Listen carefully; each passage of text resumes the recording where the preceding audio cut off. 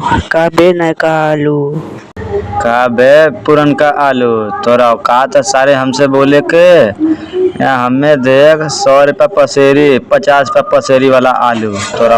तोरा औकात कैसे बोले का। यहाँ तू 2-3 महीना रहे, यहाँ हम 1 साल रहीला, पूरा साल।